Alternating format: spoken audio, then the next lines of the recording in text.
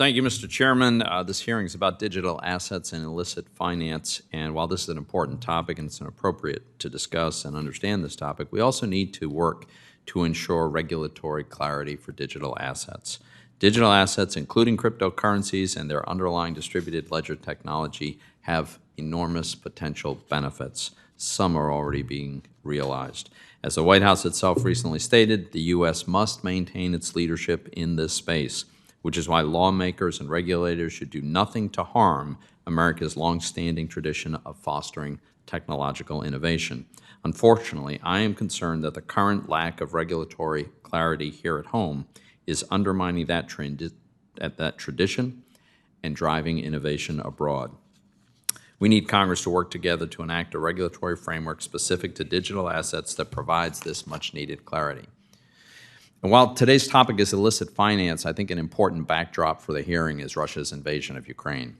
By starting the largest land war in Europe since World War II, Russia has unleashed the greatest threat to global security in recent memory. The sanctions imposed thus far by the Biden administration are harmful to the Russian economy, but not crippling. Sanctions have purposefully allowed Russia to continue exporting oil and gas, funding Putin's war machine with what could be as much as $5 to $7 billion each week coming from the West. Cutting off this revenue stream and getting more lethal aid to Ukraine are the two things we could do to maximize the chances that Ukraine wins this war, and Putin comes to understand this war was a calamitous mistake. To cut off Putin's oil and gas sales globally, the administration and Congress should impose secondary sanctions on Russia's entire financial sector. This would force the world to choose between doing business with Russia or with the United States. I urge the administration to impose these sanctions and give Ukraine a fighting chance to win this war. Now, I am concerned that part of today's hearing will be spent disparaging cryptocurrencies and trying to draw some connection between them and Russian sanction evasions.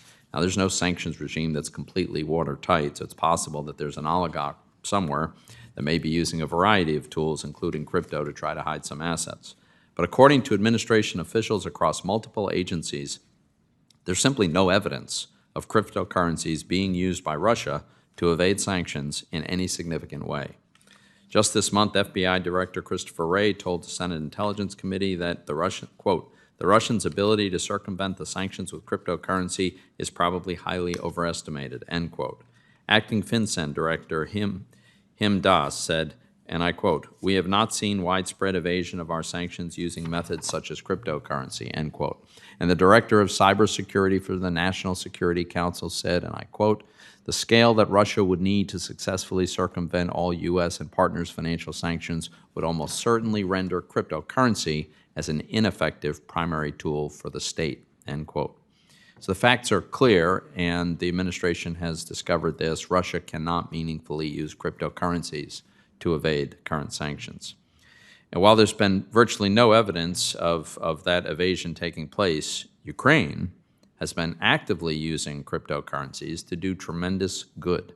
Cryptocurrency donations for Ukraine have reached about $100 million, which has helped Ukrainians defend their country against this terrible invasion.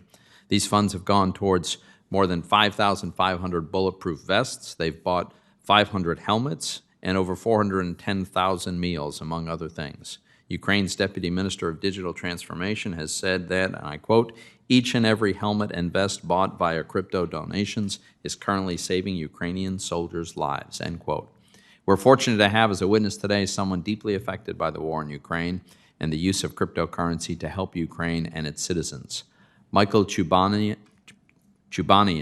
is the founder of Kuna Exchange, a local cryptocurrency exchange based in Ukraine. For the past several weeks, Mr. Chubanian has been instrumental in coordinating efforts so individuals all around the world can contribute cryptocurrencies in support of Ukraine's defense. Crypto's remarkable nature is that anyone across the globe can contribute to this type of effort almost instantaneously and at very low cost. It is in this context that we should examine cryptocurrencies and their relation to illicit finance. Throughout history, criminals have always tried to utilize new technologies for nefarious gain. But that's not a reason to stifle new technology developments. Crypto can be used to empower individuals and promote personal autonomy, but it can also support the detection and prevention of illicit crime. According to Chainalysis, transactions involving illicit addresses account for 0.15%. That's less than 0.2% of cryptocurrency transaction volumes last year.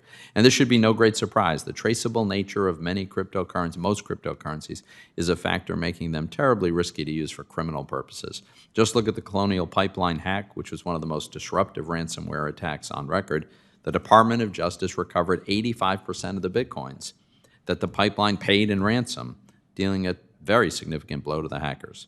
One of today's witnesses, Michael Mosier, can speak directly about the characteristics of cryptocurrencies that help detect criminal activity. Mr. Mosier is the former acting director of the Financial Crimes Enforcement Network at FinCEN at the U.S. Treasury Department. His government experience makes him uniquely qualified to discuss the topics before us today. Today, I hope the committee takes a thoughtful and reasonable approach to this topic, acknowledging both the risks that cryptocurrencies present, but also their incredible potential. I thank the witnesses for their testimony and participation today, and I look forward to the discussion.